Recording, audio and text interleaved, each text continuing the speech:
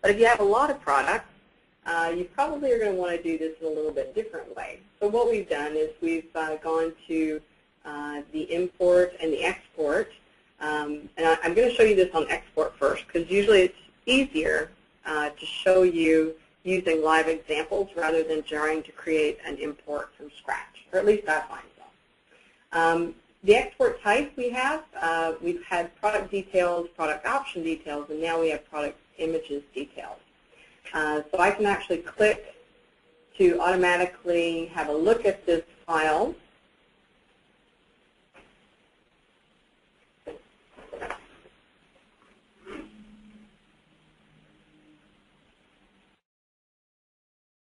All right, so from the product image export. Image export, yes, image details actually. From that, I can see the products that I have in my merchant account and their actual values for the images. You can see that I actually have an image ID. That's generated automatically for you. I can also assign an image from this file. I can assign an image automatically to a product. All I have to do is put in the product ID for which that image is to be assigned to. So you can see that this would make it easy if you have a lot of images to import. Here's the name of my image, and then the image location, where that's actually located. Or sorry, this is the name of my product. I apologize. And then I have alt text. Here's the alt text value here. And I can also give it a rank, so I can actually tell it which image comes first and which images are in what order on the carousel. Okay, so it's very simple. All I would do then is I would actually modify this file. Just basically, if I wanted to import new images, again, you just leave off the image ID, and whenever it finds an image, it just creates a new image ID for it. Okay. And Sharon, the alt text. Actually, yes. If you don't provide alt text, it'll use the product name. Oh, okay. Okay. That's great to know. And the image location is a relative path in the digital media library, correct? Exactly. Yeah, and that's because we had no path with that, it's in the main location of the digital library. So if you actually create, the root directory. So if you want to make some directories for your specific products, and arrange those, then you definitely need to put the subdirectories in there. Okay, so in order to accommodate this import, or this, I've done an export first, then you would actually save this file, and then you would go to your product, import products. You should have the same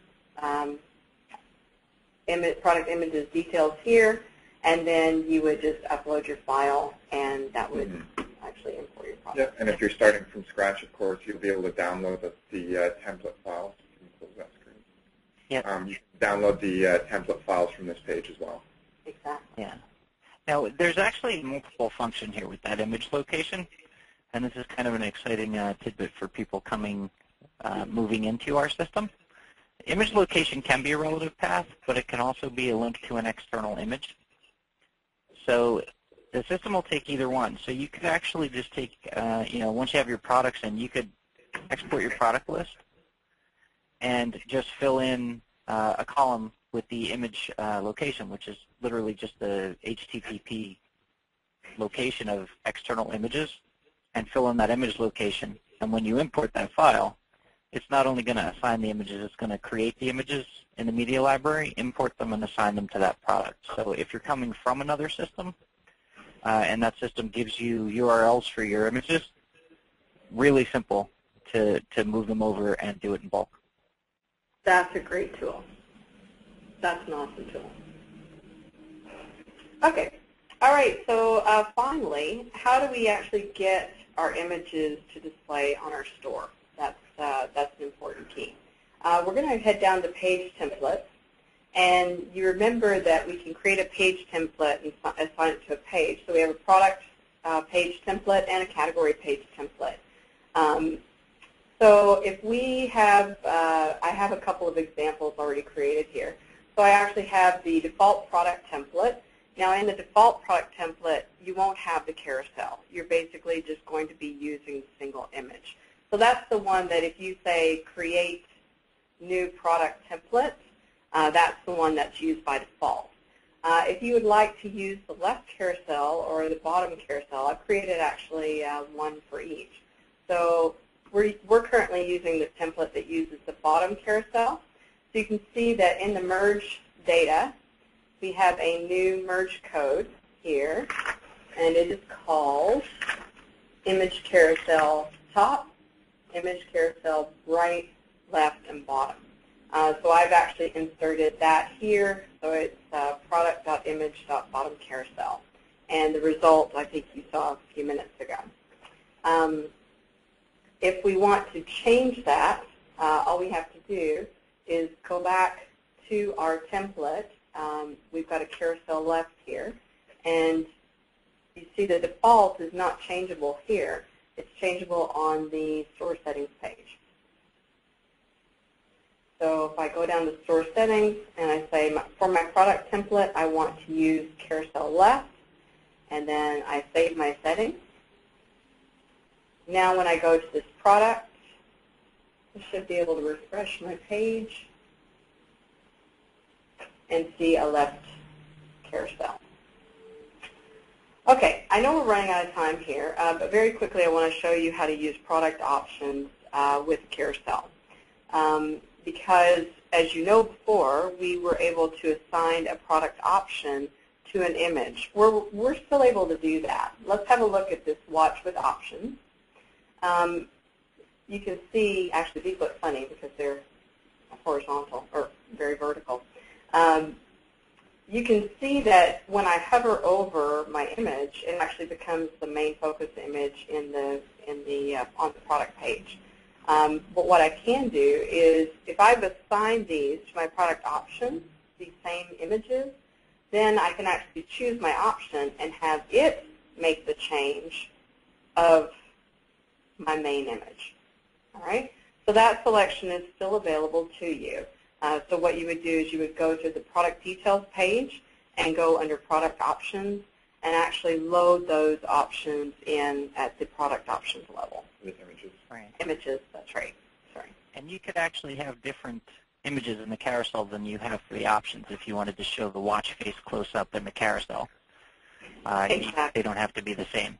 So. That's right. So what you could do is you could put, like they've done here, they've showed all their colors, and then you could actually put your top view, your side view, your bottom view in the carousel. So it gives you lots of flexibility. Okay. I have one more quick addition, which is that Click to Enlarge that darkens the screen, highlights the image. That's actually the default now for Store. So whether you change your templates or not, that's our new Click to Enlarge. So even if you're using a default template or you are still using the single image merge code, this is just going to roll out to everybody. This is the new Click to Enlarge. And it looks great. Yep. It's really great. And there's the alt text at the top. Watch with alt Yes. text. Okay, I have one more thing to show, and it's very quick. If you go back to your page template,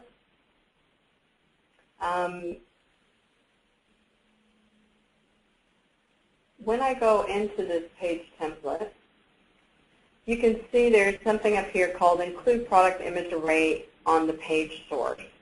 What this does is it allows you to include the entire URL of the images within your page source so that those images could be used in JavaScript. Because right now, if you don't use this option, these will be included as a relative path image. So if you were to try to use them in a JavaScript, JavaScript would not know where to go and find those images. But if you check this box and save it, that page source will display those product URLs. Yeah, so essentially what this is going to let us do, we've included a nice clean carousel for easy use for most merchants, but if you have a preferred way to display your images, then checking this box will allow you to install whatever JavaScript you would like, grab the source files of those images and display them however you want.